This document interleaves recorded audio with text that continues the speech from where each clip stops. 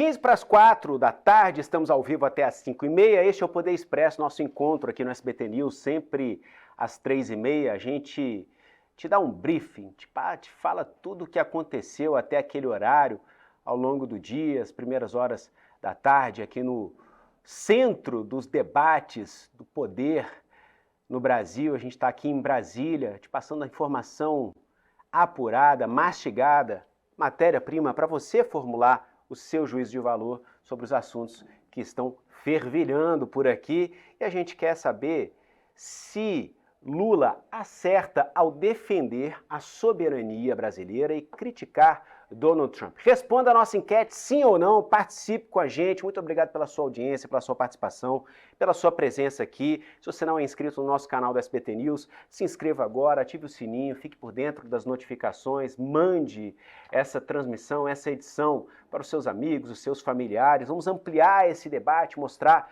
aqui para o YouTube que o que a gente faz aqui é um jornalismo que é feito com cautela e com respeito pela notícia e pelo espectador. E deixa o joinha também.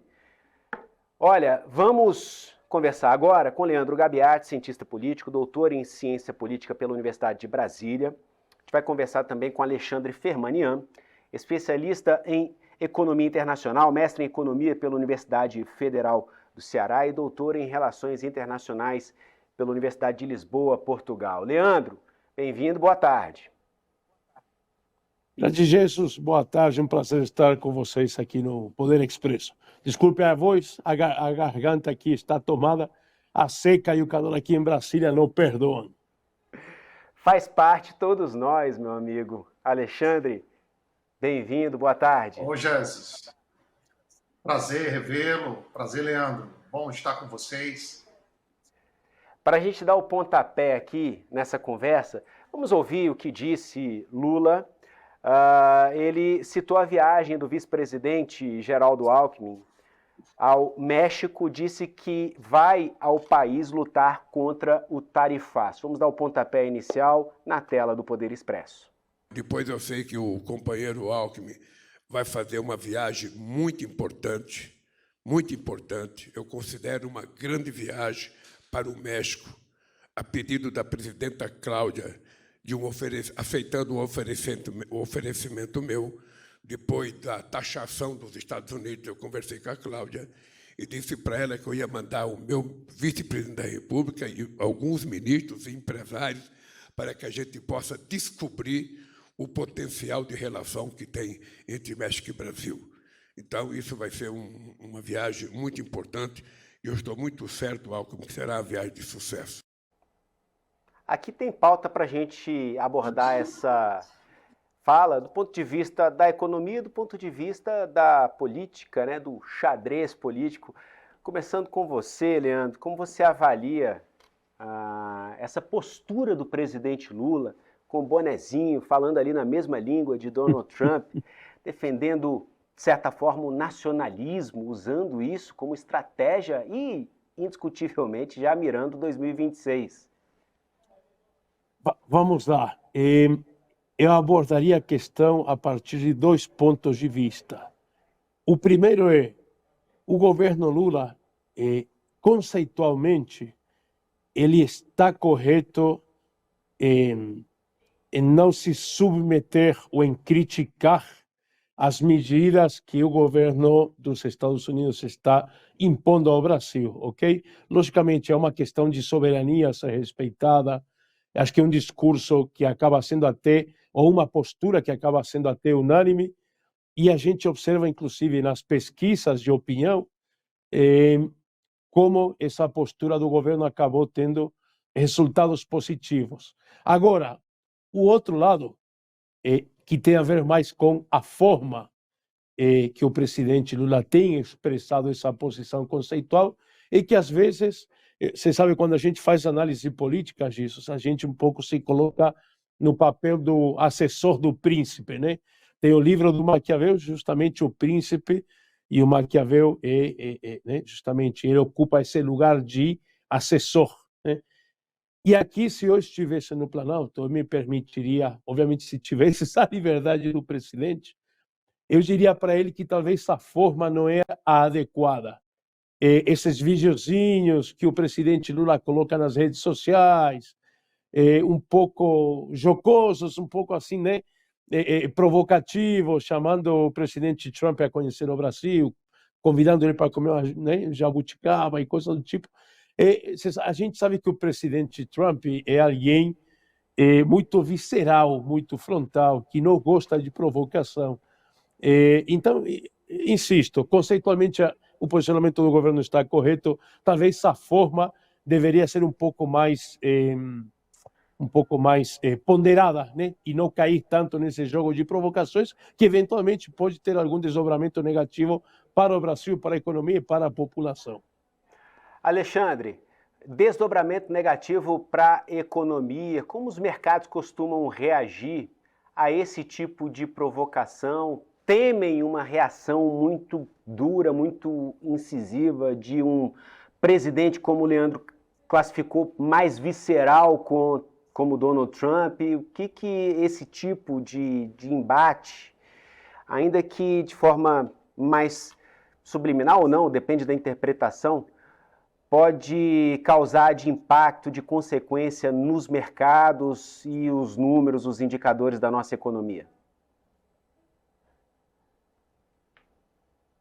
Por mais que seja uma ciência que trabalha com resultados, ela tem efeitos psicológicos, tanto pré como pós. Né? Muito bem falado pelo Leandro, o doutor Leandro, cientista político, que a comunicação nos mercados, elas podem trazer impactos positivos ou negativos. Nós temos aí o mercado de capitais, que ele oscila tanto pela especulação de falas de líderes mundiais, quanto aos resultados da micro e da macroeconomia. Então, nós temos realmente, assim, no curto prazo, impactos moderados no PIB. O Brasil é um país resiliente, o Brasil possui uma economia forte, nós temos outros mercados, mas nós sabemos que na pauta de exportação brasileira, o Brasil tem um percentual relevante, né, em termos de negócio. Café, açaí, castanhas, mel, pescados. A gente observa ali na região do Nordeste, principalmente, que tem muito essa área de pescados, de frutas, de coco, os empresários estão se mobilizando através de suas associações estaduais para tentarem extrair da pauta do tarifaço, né, dos seus produtos, que realmente há quedas assim relevantes no faturamento anual dessas empresas exportadoras dos Estados Unidos. Então, assim, no curto prazo, realmente existe esse impacto, o redirecionamento dessas indústrias, isso não ocorre tão simples, né? Exige uma reconfiguração, Jesus, destinos dos produtos para a Europa, para a Ásia, para o Oriente Médio. E a gente tem outra problemática que eu coloco aí na mão do professor, cientista político, dessa negociação com o continente europeu, que por si só também está negociando com os Estados Unidos. Então, é um jogo de interesses, é um jogo de xadrez, Jesus. Eu continuo com você, Alexandre. Na sequência, o Leandro, uma vez que você mencionou o mel, as castanhas, os pescados, e a gente viu ontem o ministro do Desenvolvimento Agrário, Paulo Teixeira, falando sobre esse programa do governo federal, flexibilização das compras públicas, e disse que o próprio governo daí do Ceará já está bastante interessado em aderir, já procurou o governo federal para aderir, para dar uma solução econômica em massa a esses pequenos produtores que são os que mais estão sofrendo, né? Aquele que tem sua pequena produção de pescado, mel, e agora focando principalmente nos perecíveis, né, para dar vazão a esses produtos que tendem a se acumular e podem até estragar aqui se não forem, né, para o mercado, enfim. E aí é um duplo aspecto desse programa, né? De um lado, procurar mercados alternativos via diplomacia. Geraldo Alckmin aqui, inclusive indo ao México, creio que deve abordar essa questão também, como a gente mostrou aqui. E aqui no campo interno, o redirecionamento de rota aqui para usar esses produtos em compras públicas para ir para a merenda escolar, entre outros pontos, outros campos dentro da seara do governo federal, mas também dos governos estaduais e até dos governos municipais, das prefeituras. Queria que você fizesse uma análise desse programa, se ele tende a amenizar consideravelmente aí o impacto negativo desse tarifaço. Então, Jesus, qualquer programa público, o financiamento vem pela máquina pública, a compra vem pela máquina pública. E em uma economia que pode ser considerada mais saudável, o crescimento é o crescimento da renda através da criação de empregos e indústria por si só. Então, eu vejo que no curto prazo poderíamos manter uma parte dos empregos. Nós observamos indústrias, principalmente de pescado, que estão dando férias coletivas já agora, nesse mês de setembro e outubro. Então, é um cenário preocupante no curto prazo. Eu tenho um viés mais da economia mais clássica, mas como Keynes sempre falava, no longo prazo tudo volta ao equilíbrio. Né? Mas o nosso problema hoje realmente não é a capacidade do Brasil de se reorganizar, mas em curtíssimo prazo nós temos outros mercados para suprir essa oferta. Agora nós temos impactos no curto prazo que podem ser positivos para o consumo, preço de cada carne brasileira, o próprio preço de produtos que iam para os Estados Unidos, mas ao mesmo tempo a indústria ela é rápida, Jesus. Ela vai reduzir a sua capacidade produtiva na perspectiva de não reduzir o valor do produto, do valor unitário do produto. Então, assim, os produtos do governo, eles são paliativos, eles são temporários, não são autossustentáveis no longo prazo. Fora que nós estamos perdendo share internacional. Isso não é bom para uma economia pulsante continental como a economia brasileira. O ideal é que nós possamos crescer não só no âmbito do mercado interno, mas em exportação, tá, Gerson?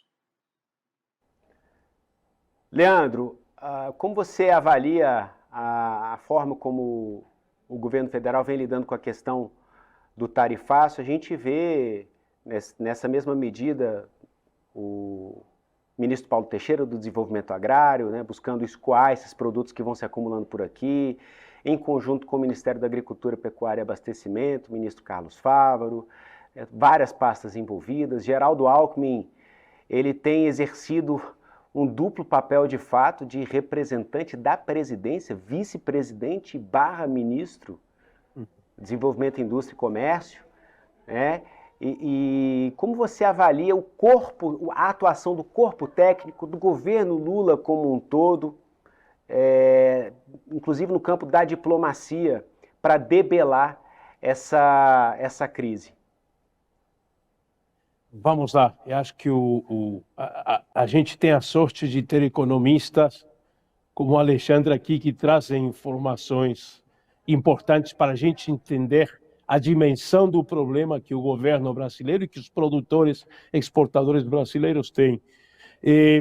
A gente abordou inicialmente o assunto pelo lado político e como o Lula vem surfando, aproveitando toda essa onda de ter recuperado talvez esse discurso nacionalista, de soberania, né? Acho que o Lula fez muito bem em termos de imagem, mas insisto, isso aí pode trazer desdobramentos negativos quando o presidente abusa um pouco da provocação. Agora, tem esse outro lado, ou seja, o governo acho que distribuiu de forma inteligente as funções. O Lula é bastante hábil nesse tipo de situação. Ele aloca e define responsabilidades né, para dar solução aos problemas. Ele fica com esse discurso de soberania e temos o presidente, o vice-presidente Alckmin, ministro do Desenvolvimento, justamente liderando as ações técnicas. Né? E é o que a gente vem observando, essa viagem do Alckmin para o México, assim, ilustra 100% a situação e como o governo pretende dar algum tipo de solução. É preocupante porque, como o Alexandre bem menciona, temos impactos de todo tipo. E podemos ter impacto no dólar, estamos perdendo o mercado. Eventualmente pode até, talvez, ter algum tipo de impacto positivo na inflação, como se diz, porque você teria mais produtos ficando aqui no Brasil, aumentando a oferta. Mas 50% de taxa para o segundo parceiro comercial dos Estados Unidos é algo sério, é algo que o governo brasileiro vai ter que se dedicar para resolver. Hoje, inclusive, no evento, o ministro o ex-ministro Jobim da Defesa, ex-ministro do Supremo, provocava um pouco o governo no sentido de que o presidente Lula deveria tomar a iniciativa, ou seja, considerando a seriedade da situação e os desdobramentos negativos para a economia brasileira, se é necessário, inclusive, que o presidente Lula abdicasse talvez um pouco dessa posição de não diálogo. Aliás, o não diálogo a gente sabe, vem dos Estados Unidos. O Brasil tentou diálogo por vias diplomáticas e não obteve o resultado esperado. Mas, se o outro lado não quer negociar, a gente tem que insistir. A gente tem que insistir nas propostas, a gente tem que insistir nas soluções. E aí, o vice-presidente Alckmin certamente é a pessoa mais correta e mais capacitada para tentar promover esse diálogo com presidentes daqui, regionais, e ainda continuar insistindo nesse diálogo com autoridades dos Estados Unidos. Uma solução tem que ser encontrada, não dá para continuar nesse ponto, porque quem perde, afinal, é o Brasil e a população brasileira.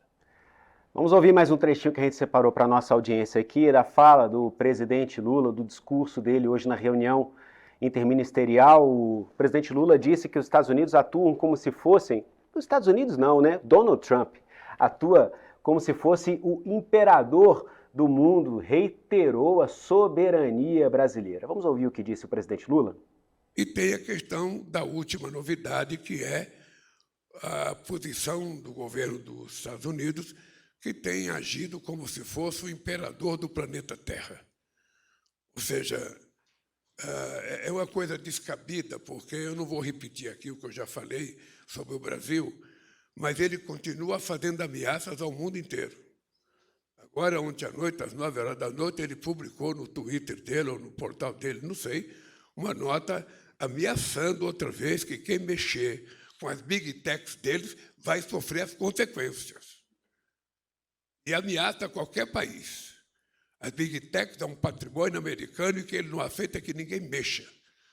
Não, isso pode ser verdade para ele. Para nós, ele é um patrimônio americano, mas não é nosso patrimônio.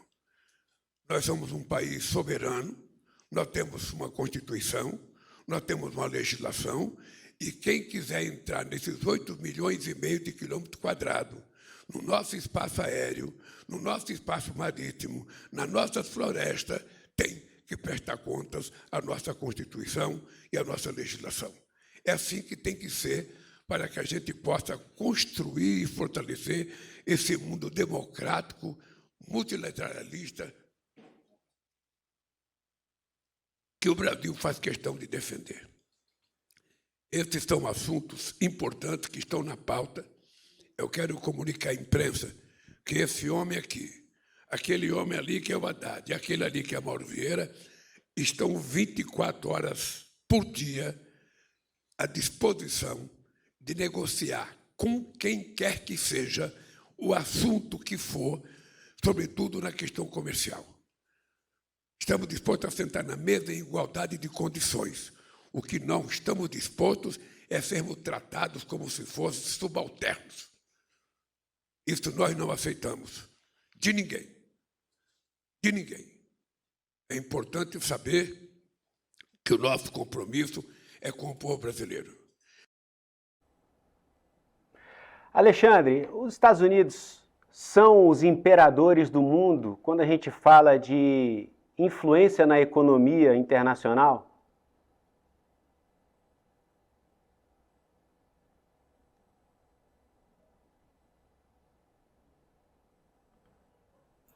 Desculpa, gente, o modelo norte-americano, a própria democracia, o professor Leandro ele tem com mais propriedade para falar, a democracia norte-americana em termos de mercado, internamente, é uma das que você tem mais liberdade quanto à abertura de empresa, fechamento de empresa, clareza nos tributos. Então, nós, brasileiros, somos uma democracia mais recente. Né? Se nós analisarmos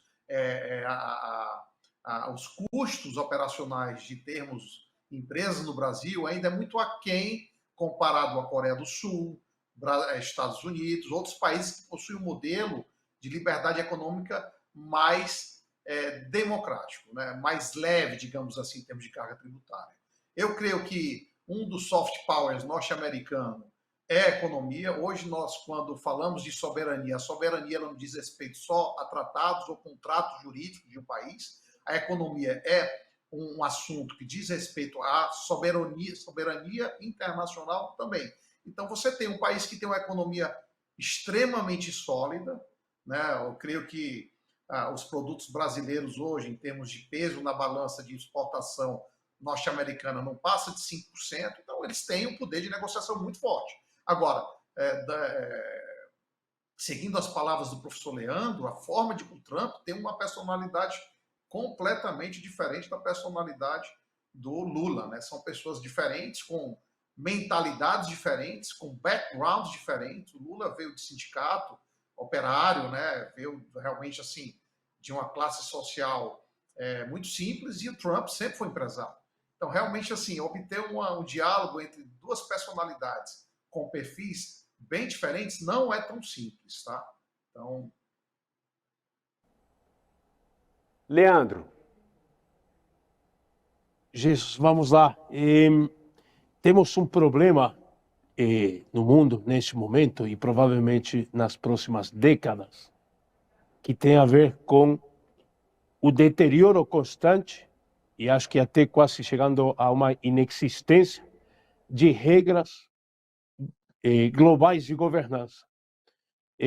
Depois da Segunda Guerra Mundial, né, estabelece-se as Nações Unidas, diversos fóruns de discussão como a OMC, fóruns no âmbito da saúde, do trabalho, eram espaços, inclusive conselhos, né, de segurança da ONU, eram espaços em que você privilegiava o multilateralismo, né? Ou seja, se temos um problema no mundo, se os Estados Unidos têm um problema comercial, o fórum adequado sempre foi justamente esses espaços da fórum, esses espaços da ONU e o princípio da multilateralidade. Agora, as democracias estão mudando, as formas de produção estão mudando, as comunicações estão mudando. Isso aí impacta diretamente a democracia e permite que líderes como o presidente Trump, e eu não estou criticando a escolha, logicamente que a maioria dos eleitores dos Estados Unidos fez uma eleição legítima, legal, né? Mas que dá espaço justamente a figuras como Trump, que em vez de escolher o multilateralismo, optam por uma questão de conveniência, né? Por vias unilaterais. Eles decidem sem negociar, eles implementam decisões, inclusive às vezes até sem comunicar. Então, é uma nova realidade complexa e que sobre a qual a gente terá que se acostumar. Estamos vendo outros conflitos, o conflito Israel-Gaza, em que Israel, insisto, aqui também não entro no mérito, né? Israel está respondendo a um ataque terrorista, mas independente de que essa resposta seja legítima, há formas de responder a esse ataque terrorista que vão além do que legalmente seria permitido, uma ação totalmente unilateral. A invasão da Rússia sobre a Ucrânia, outro presidente com um viés autocrata como Putin, que invade unilateralmente sem qualquer tipo de amparo colegiado com apoio de outras nações. Então, essa é a nova regra. E o Trump, neste caso aqui, você mencionou, usar a palavra imperialismo às vezes é muito dura, muito duro porque ela tem um conteúdo ideológico, né? Quando a gente fala de uma posição imperialista, isso pode ser interpretado talvez de forma diferente daquilo que a gente quer falar.